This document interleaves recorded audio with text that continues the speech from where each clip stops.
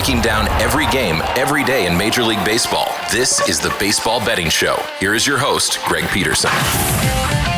Hey, warmer from the low. Welcome to lovely Las Vegas for the Baseball Betting Show with myself, Greg Peterson, now part of the VSiN family of podcasts. We've got an excellent podcast for you.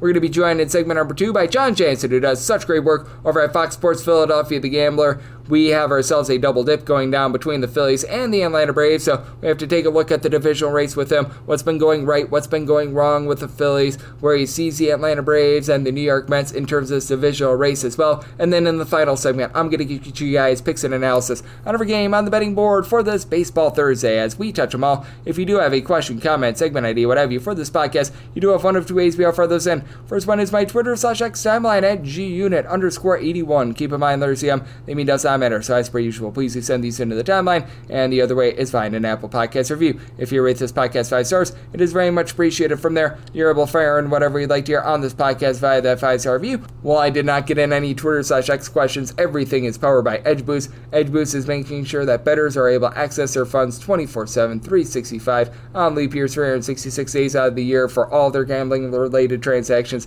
You're able to earn cashback rewards as you use Edge Boost as well. And when you go to edgeboost.bet, put in that promo code of Greg, G-R-E-G. That is going to give you a $1 match on your first deposit up to $25. Now let's take a look back at everything that we saw on a fun baseball Wednesday. Try to find some trends and try to get to know these teams a little bit better. Games from yesterday is Greg buzzing about. Here is the rowdy recap. In extra innings, the Milwaukee Brewers are able to persevere and get the job done 6-5, as it has been an almighty struggle here for the Boston Red Sox. I believe that they have now lost 4 straight games, as for Boston, they were able to get their offense going with Ceddanne Rafaela getting his 3rd home run season. That came off of Freddie Peralta. And then Nick Mears gives one up to Wilder Abreu, who wiled out for his 13th home run season for Peralta. Gives up 3 runs in 5 innings, and then Mears gives up that solo home run in his 2 innings of work. But Ebony Uribe, Jared Koenig, they both on a scoreless inning, and Tyler Alexander gives up an unearned run in the 10th inning as Jake Bauers takes Brian Bayo deep. 4th home run season for Bayo. 2 runs, one of which was earned, but only lasted 4 2/3 innings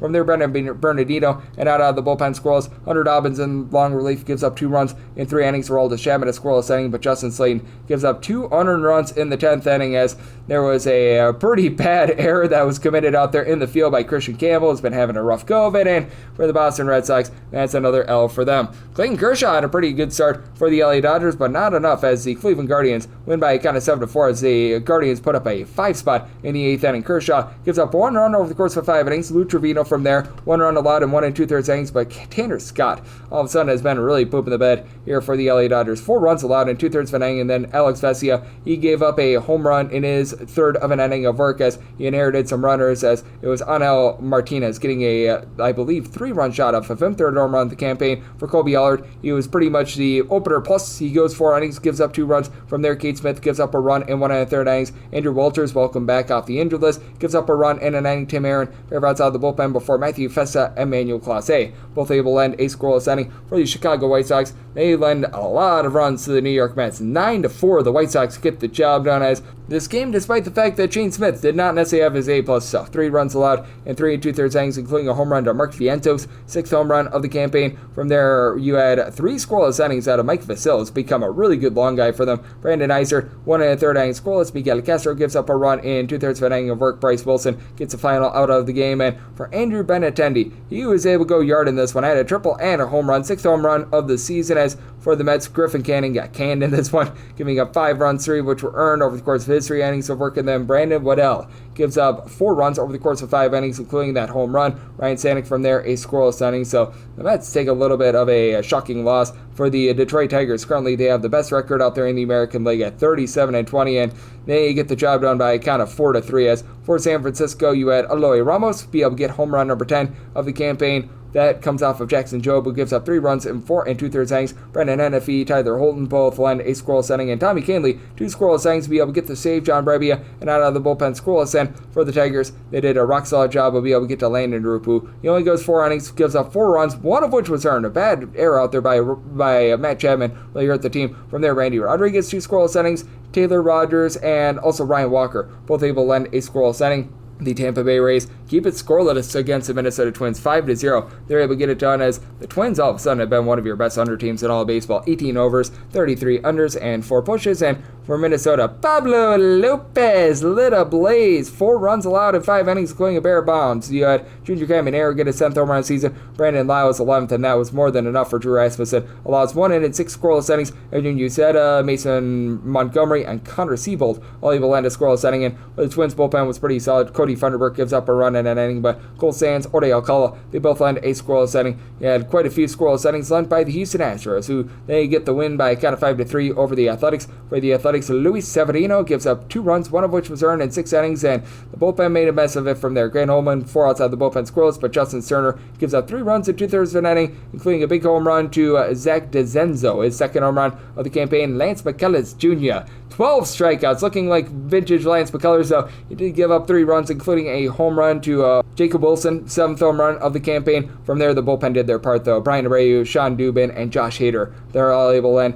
a scoreless inning. You were not going to be getting so many scoreless innings out there from the Arizona Diamondbacks. So as they give up a 10 spot to the Pittsburgh Pirates, Pirates are able to completely land-base the Arizona Diamondbacks, getting up by count of 10-0 for Paul Skeens, 6 2/3 innings scoreless. Caleb Ferguson, Tanner Rainey ran it out from there, and Oneil Cruz does go deep in this one. 12th home run of the season. That comes off of Scott Magoa. Zach Gallen, he continues to really struggle at home. 6 runs, 5 of which were earned, and then you had Juan Murillo give up 2 runs in his inning of work. Ryan Thompson, a scoreless inning. Magoa gives up that home run. 2 runs in total over the course of an inning, and then Shelby Miller was able to supply a scoreless inning. The San Diego Padres managed to blow a 6-1 lead to the Miami Marlins. 10-8 the final. The Miami Marlins are able to get this one to the window, and for the Miami Marlins, they have been one of your top over teams in all of baseball this season. Only the Chicago Cubs have a higher over rate than them, as for Miami, this did move them to now 32 overs and 22 unders this season. For Miami, Sandy Alcantara, once again a rough start. He gives up 6 runs over the course of 4 innings. From there, Jesus Tinoco, Anthony Bender both supply a scoreless inning, and Ronnie Enriquez gives up 2 runs over the course of 2 innings, as he did give up a home run. Gavin Sheets, 11th home run of the campaign, but you had Mr. Kyle Hart give up a pair of bombs himself. He gives up 5 runs over the course of 4 2/3 innings, as Jesus Sanchez gets home run number 4 of the campaign. You also saw Mr. Agustin Ramirez get his 7th home run of the season, and Otto Lopez goes deep. That was home run number 4 of the campaign, as he was able to go deep in this one off of David Morgan. Morgan gives up that home run in his inning of work. For Yuki Matsui, he gives up a run in 2/3 of an inning. Jason Adam,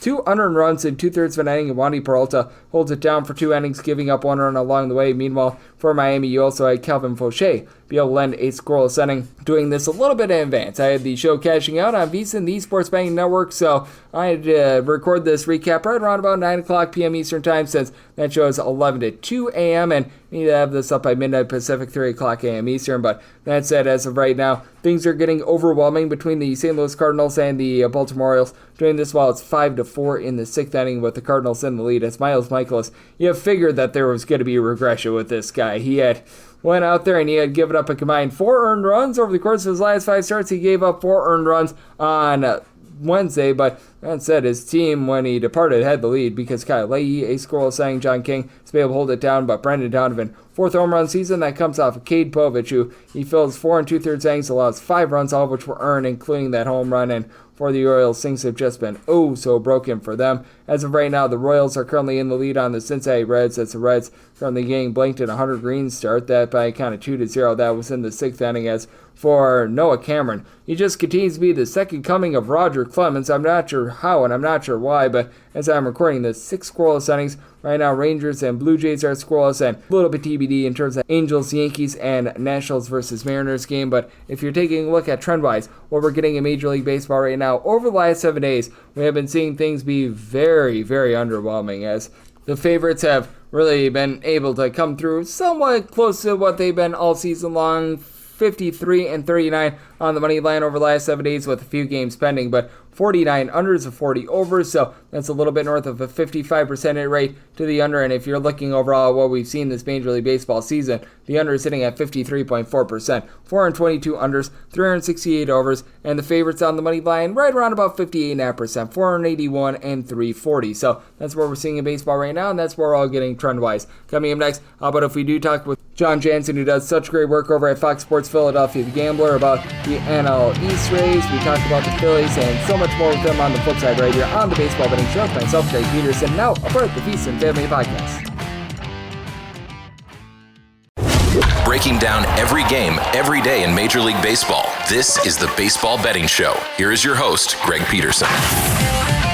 And we're back here in lovely Las Vegas for the Baseball Betting Show with myself, Greg Peterson, now part of the Feast and Family Podcast. Always great to be joined by this man as we've got Jon Jansen aboard. He does such a tremendous job over at the Sports Gambling Podcast Network. Taking a look at this great game of baseball that we all know and love. I know that he is the five-tool utility man over there at The Gambler. He does a little bit of everything from their shows, their podcast work, things behind the scenes, you name it, he does it. And if you're looking for some video game reviews, if you're looking for some movie reviews, he provides a little bit of everything. So that is what we like. You're able to follow him on Twitter/X at JJansen, so the letter J and then his last name Jansen, Jansen, and then the number 34 altogether. And Jon, it's great to get you aboard. Thank you.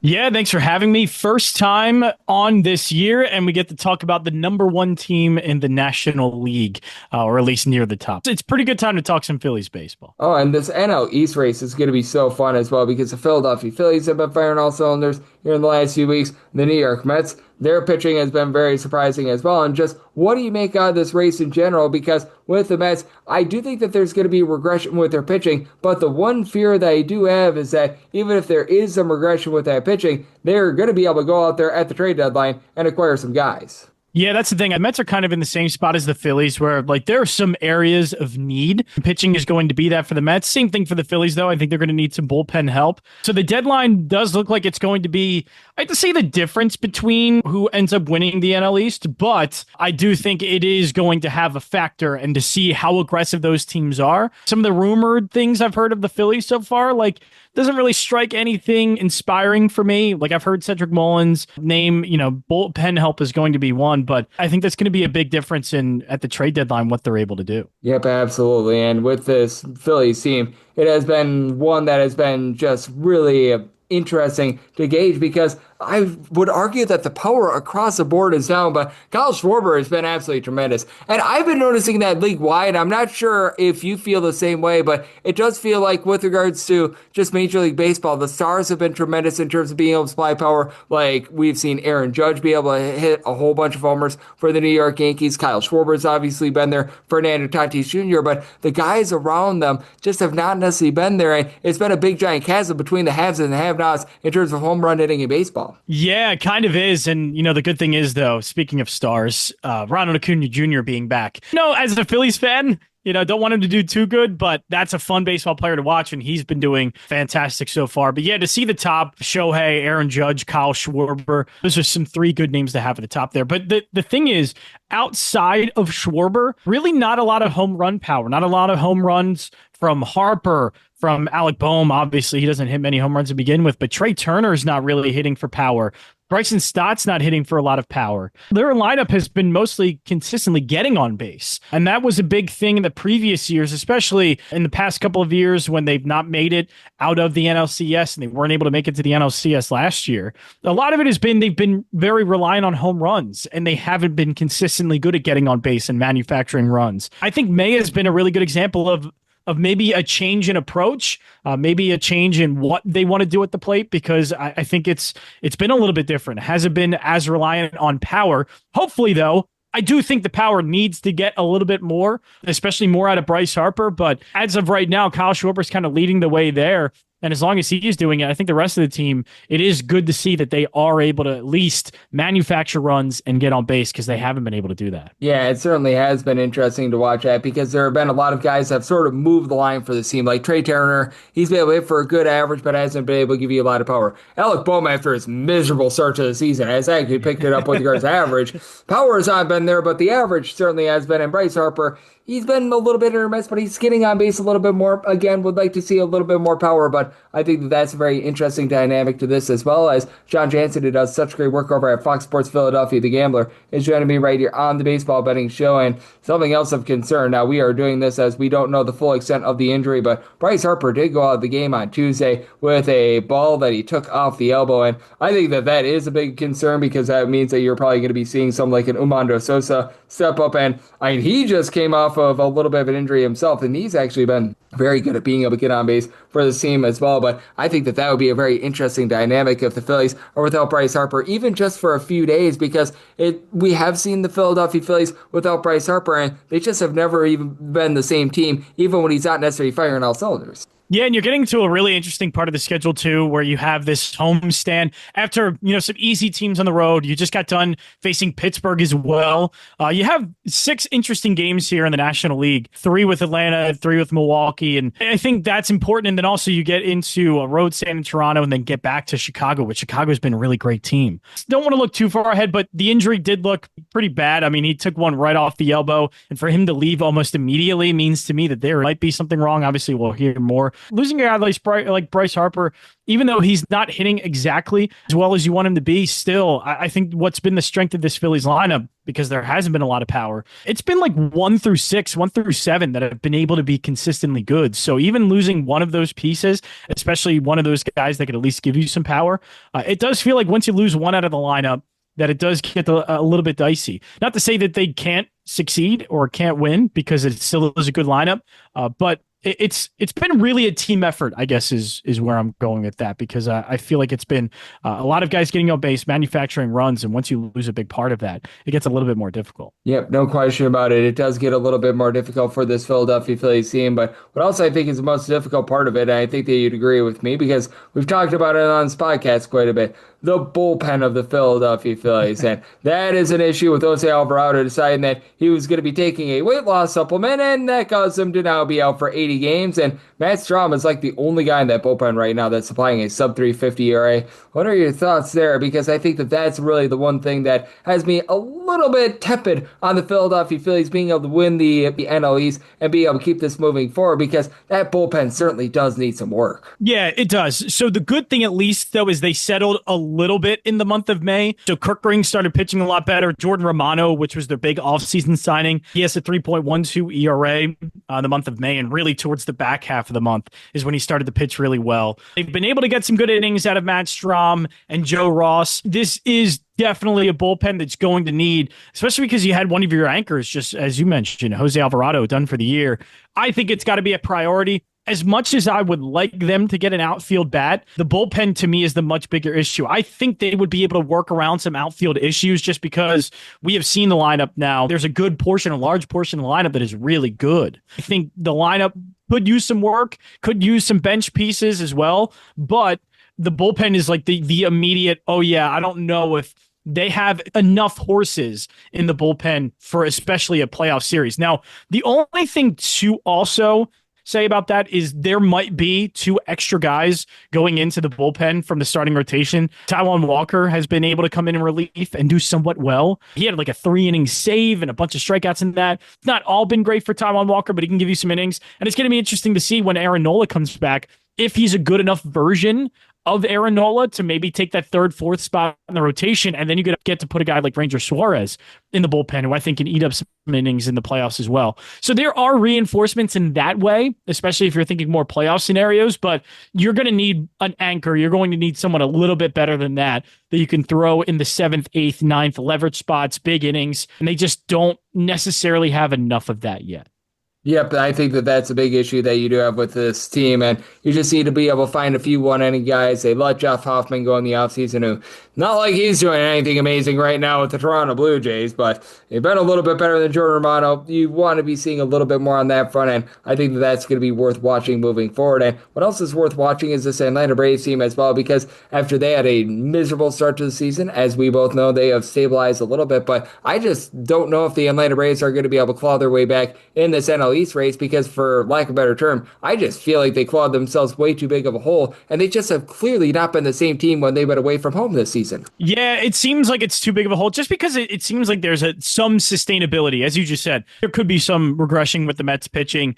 Phillies bullpen could be a bigger problem if they aren't able to fix it by the trade deadline. They really look like the 2 top teams in the NL East, and even though the Braves do get Ronald Acuna Jr. back, and I think that is a huge get for them, for him to be back back because I think that helps everybody in the lineup. They're just not getting enough from some of their other pieces. Like Matt Olson's just been fine. Sean Murphy's just been fine. Austin Riley's just been fine.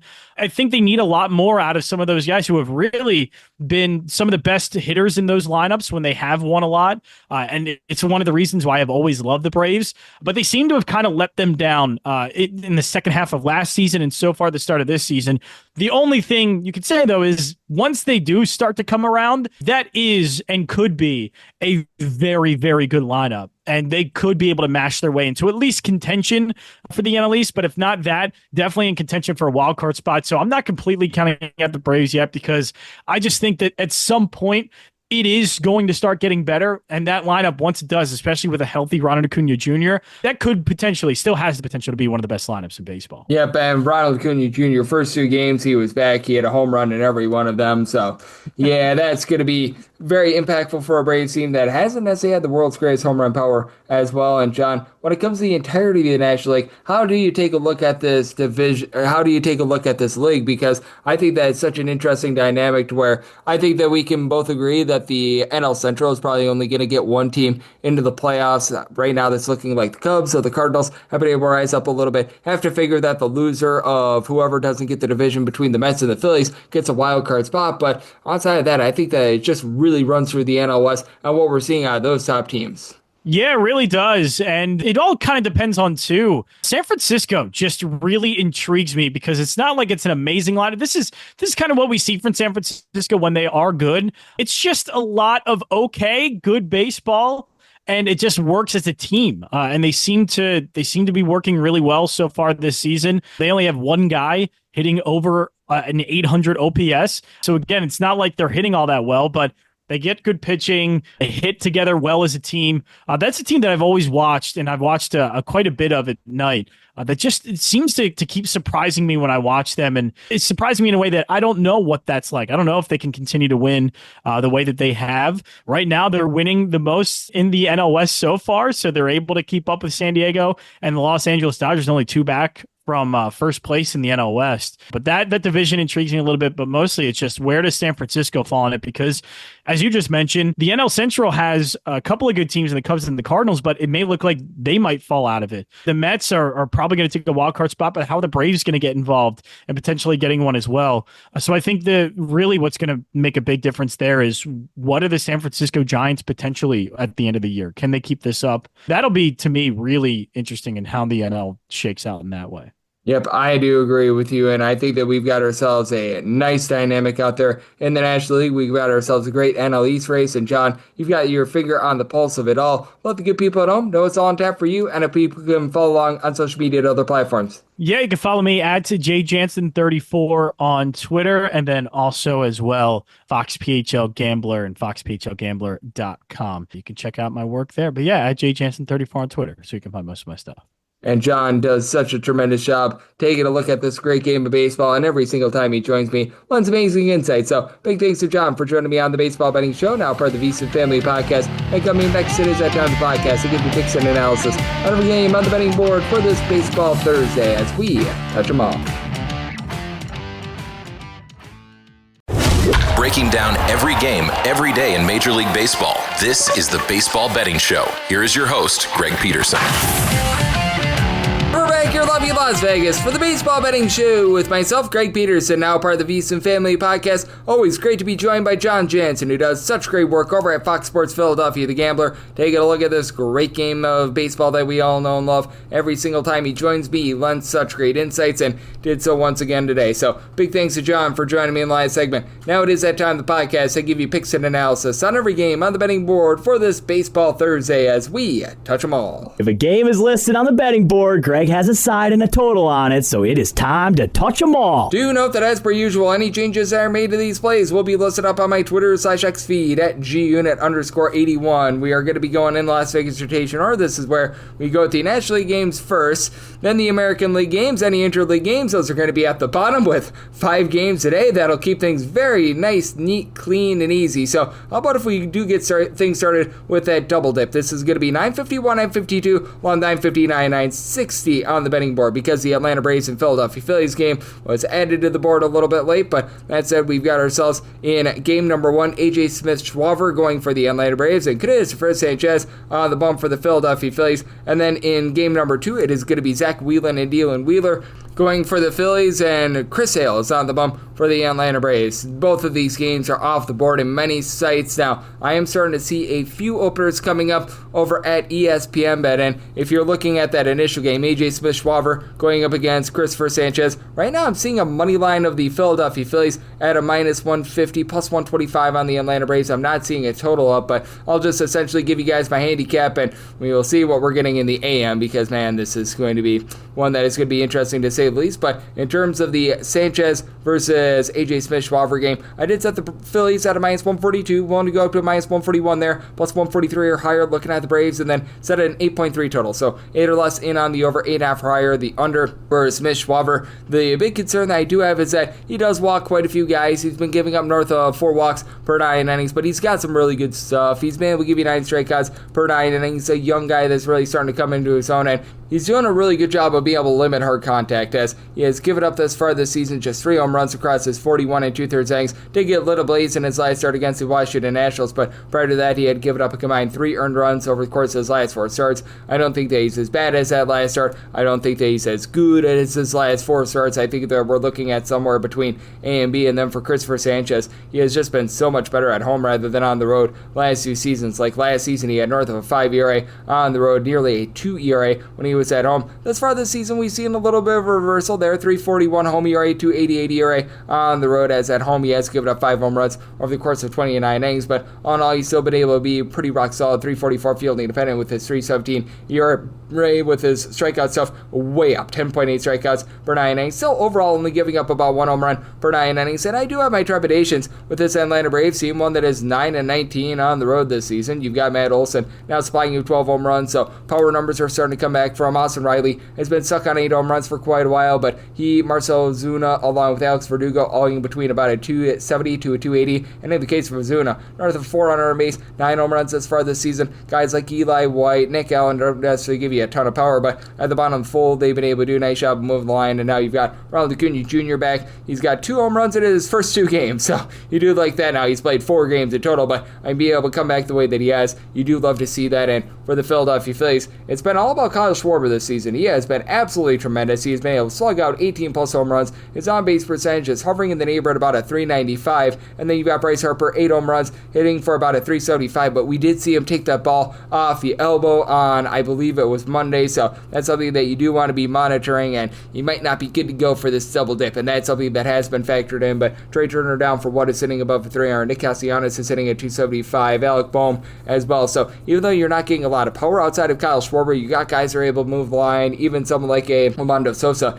is hitting above a 300. And for the Philadelphia Phillies, it's just all about, can you get some good bullpen pitching? Jordan Romano has been a little bit better recently, but I mean, overall for the season, still rocking a north of 70 ERA. Carlos Hernandez has been untrustworthy. Matt Strahm is like the only guy in this bullpen right now with a sub 3.5 ERA, though Orion Kirkring is starting around into form. And then for the Atlanta Braves, it has been a solid bullpen for them thus far this season. I'm not going to call it amazing, but Desmond Hernandez, along with Dylan Lee, have been able to step up as some relatively good relief pieces. Both of these guys have been able to give you a sub 2.75 ERA. Angel De Los Santos, after a rough start to the season, is starting to round into form. Aaron Bummer, not great, but not terrible. And it's been a case where Rossi Iglesias has not been good thus far this season, but I do think that he's going to round into form as well. So, circumstance where in this one, I'd be willing to lay up to a minus 141 with the Phillies, plus 143 or higher. Looking at the Braves, 8 or less in on the over, 8.5 or higher, the under. And then if you do get Whelan and Dylan Wheeler going up against Chris Sale, I set the Phillies at a minus 144. I'm willing to go up to a minus 143 on their money line, plus 145 or higher. Looking at the Braves, and set a total of 7.6. So, 7.5 or less, I'm going to be in on the over, in 8 or higher to the under for Zach Wheeler. He has been very much Whelan and Dylan, north of 11 strikeouts per 9 innings, a sub 250 ERA,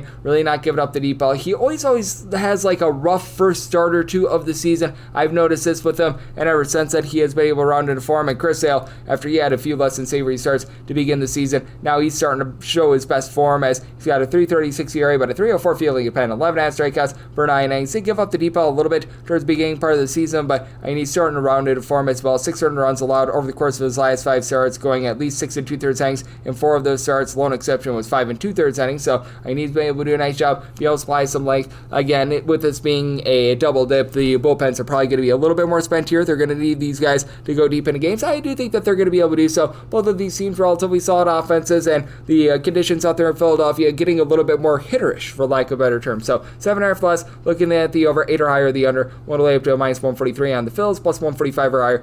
Looking at the Braves, 953 and 954 on the betting board. It is the Athletics, and they're going to be on the road. They're going to be facing off against the Toronto Blue Jays, as it's expected to be Jose Barrios going for the Blue Jays, but this is currently a game that's off the board, and you've got Jacob Lopez is on the bump for the Athletics. Right now, the lone opener that I'm seeing is over at FanDuel, and with the Athletics, you're going to be finding them as a plus 118 underdog, minus 138. That number on the Blue Jays, 8.5 is the total. The over is minus 120, and the under is even. And if we do get Jose Barrios, I set the Blue Jays at a minus 149, so I'd be willing to lay that money line for Jose Barrios. I've always mentioned the home and road splits with him, and they are very, very stark. As for Barrios, he, for his career, has a ERA that's hovering right around about a 3.61 at home, allowing less than a home run per 9 innings, getting 9 strikeouts per 9 innings, and that goes down to 8.1 strikeouts per 9 innings on the road, 4.56 ERA, just under 1.5 home runs allowed per 9 innings. And then for Jacob Lopez, he has a 2.57 ERA across 5 appearances, but he's only won 14 innings. He's giving up 5.1 walks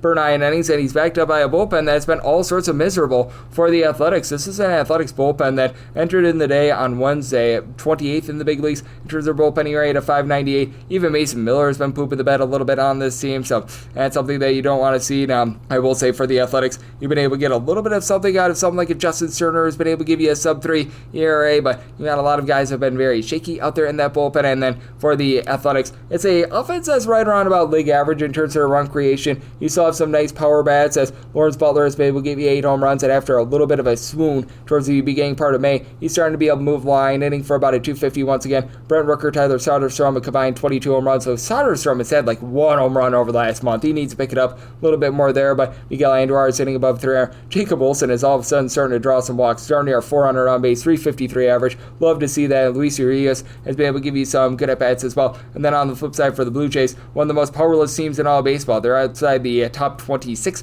in terms of home runs on a per at-bat basis. And right now, Dalton Varsho, who he has missed a lot of time for the team. He has missed, I believe, 33 games. Leads the team with 8 home runs as far this season. Like, a lot of these guys are still getting on base. You've had Alejandro Kirk hitting 285 for the team, Bo Bichette at 270, Vlad Guerrero Jr. 380 on base, but Guerrero is down to 7 home runs. Anthony Santander, after he had a big year last year, hitting below the nose line of 206 home runs, he's been a waste of money. George Springer is giving you about a 370 on base, and you've got guys getting on, but they're just not being driven in. Meanwhile, this is a Blue Jays team that is in the upper half of the big leagues in terms of bullpen ERA. You've had Jeff Hoffman be miserable for the team. He's posting up north of 5 ERA, but Chad Green's been pretty rock solid, about a 350 ERA. They did have to mix and match with Paxton Schultz getting that start yesterday, but you've had Brandon Little be able to supply you with a sub-2 ERA, so I do like what I'm seeing there. I do think that for Barrios is going to do a nice job at home, and I do think that for the Blue Jays, they do get to Lopez and that bullpen, so 8.5 or less, going to be looking at the over for the Blue Jays. Full to lay up to minus 148 on the money line, plus 150 or higher, going with the A's. And if it were to not be Jose Barrios, and you get like Uriel Rodriguez, something like that, I probably would set this closer about a minus 115, minus 120, and then a 9 or less. I'd be looking at the over. 9.55, 9.56 on the card. The Rays at the road, they're facing off against the Astros. So Ryan Gusto is on the bump for the Astros, and the Baz, Shane Baz, goes for Tampa Bay. 8 is the total. Over is minus 120. The under is even, minus 105 to minus 115. That number on Houston, minus 105 to even money is that number on Tampa Bay for the Astros. I did set them at a minus 117, so I'm going to be willing to go up to a minus 115 on that money line. You've got Ryan Gusto, has been a little bit up, down all around this season, as he's been giving you a 4.58 ERA, was utilized as a bullpen piece to begin the season, was then a starter, and then he went back to the bullpen, and now he's back to being a starter. Has been just allowing a little bit too much hard contact, 1.5 home runs per 9 innings, but he's getting darn near 10 strikeouts per 9 innings, 4.58 ERA, 4.57 fielding dependence, so right on par there. And then for the boss, he had a really rough go of things where he gave up 3+ runs and I believe 5 straight starts, coming off of a nice one against the Toronto Blue Jays. Now 4.94 ERA, 4.82 fielding dependent because he has been giving up about a home run and a half per 9 innings. The big thing for him is walks, multiple walks in each of his last 5 starts, and if he's able to rein that in, that'll be big against the Houston Astros team. That's right around about league average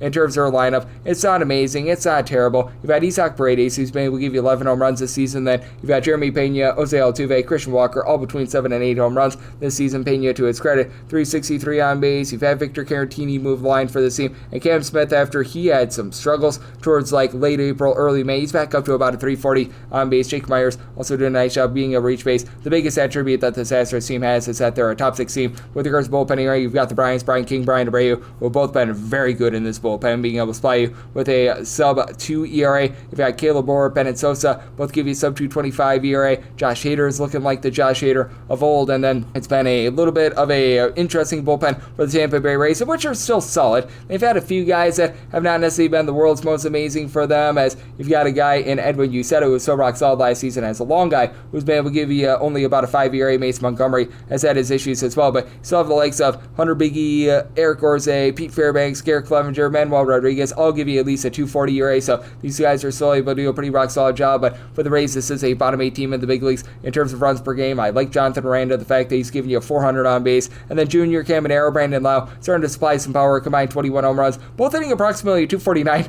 but also both giving you less than a 300 on base. Team that's not really drawing a lot of walks. And then at the bottom lineup, Christopher Morel, Taylor Walls, Danny Jansen, Curtis Mead, all at 225 or lower. That's been a little bit of an issue for the team, and Yandy Diaz down to a 233 average. That's been a little bit rough as well. So I did sell my total at an 8.3. At an 8, I'm willing to go over, and I'm going to be willing to lay up to a -117 on that Astros money line. And wrap things up with 957, 958 on the card. The Nationals are on the road facing off against the Seattle Mariners, as you've got Mr. Emerson Hancock on the bump for Seattle, and Mackenzie Gore goes for Washington. And Washington does find themselves as a relative pick 'em here. I'm seeing this anywhere between about a -105 to as good as a -103. For Seattle's bad as -115, as good as -105. 7.5 is the total. Over and under both at -110, and I'm going to be going in on the under. I did sell my total at a 7.4. I recognize that Emerson Hancock has that ERA of a 5.95, and the fielding dependent is quite high as well, as he's given up north of a home run and a half per 9 innings. He's not a swing and miss guy, giving you less than 8 strikeouts per 9 innings, but if you look at his starts, 6 out of his 8 starts, he's given up 300 runs or fewer. He had a blow-up start to begin the season against the Tigers where he didn't even get out of the first inning. I believe he gave up 6 or 7 runs,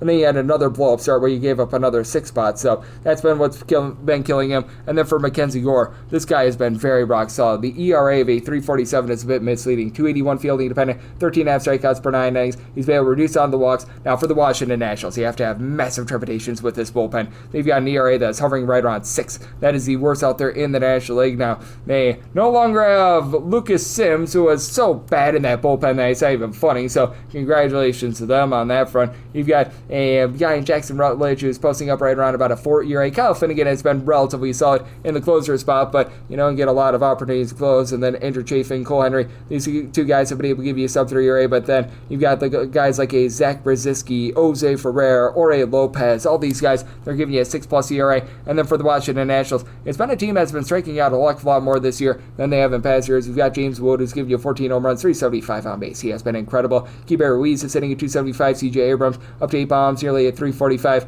on base. But Dylan Cruz, Josh Bell, both hitting below the middle side of 200, both give you less than a 275 on base. That's not ideal. I always like Alex Call, about a 380 on base, and Ahmed Rosario, when he's been in the game, he's been able to move the line as well. And then for Seattle, they play in a ballpark that actually suppresses offense more than Coors Field elevates it with regards to ballpark factor, but they've still been able to do a nice job of being able to produce at home. For Seattle, they're averaging about 4.4 runs per game at home. They're a top 10 offense in terms of overall run creation, whether that be at home or on the road, and a big reason why is big dumper Cal Raleigh. This man has been absolutely supreme for this team, as he is supplying 19 home runs. He's been able to give you north of a 340 on base. Julio Rodriguez starting to round into form. He's up to 10 home runs along Orde Polanco. Polanco's starting to regress a little bit, but still has been able to give you about a 335 on base. JP Crawford has done a nice job moving line. He's been able to give you about a 380 on base. So more 8 bombs. He's been able to do a nice job finding a way on as well. And then for the Seattle Mariners, top 10 team with regards to bullpen ERA, with Andres Munoz right now being one of the most dominant closers in all baseball. But Matt Brashton's coming off the injured list, has yet to give up a run. Gabe Spire has been able to give you a sub-3 ERA. You've been able to get some good innings out of the likes of Casey Lugumina and company. So I do think that for Seattle, they should get a little bit of a leg up here. I did set them on the money line line at a -119, so we'll go to a -118 there. And then at a 7.5 or higher, I'm going to be in on the under, and that'll wrap things up for the Thursday edition of the Baseball Betting Show, now part of the VSiN Family Podcast. If you do like hearing from this fine podcast, Baseball Betting Show, you're able to subscribe wherever you get your podcasts, Apple Podcasts, Google Play, Spotify, Stitcher, and TuneIn. If you have a question, comment, segment idea, what have you for this podcast, you have one of two ways we offer those in. First one is my Twitter/X timeline at gunit_81. Keep in mind, letters they mean does not matter, so as per usual, please do send these into the timeline. The other way is via an Apple Podcast review. If you rate this podcast 5 stars, it is very much appreciated. From there, you're able to fire in whatever you'd like to hear on this podcast via that 5-star review. And big thanks to Jon Jansen, Fox Sports Philadelphia, the Gambler, for joining me in my segment. Coming at you guys every single day throughout the baseball season on this podcast. I'll be back with you once again tomorrow. Thank you.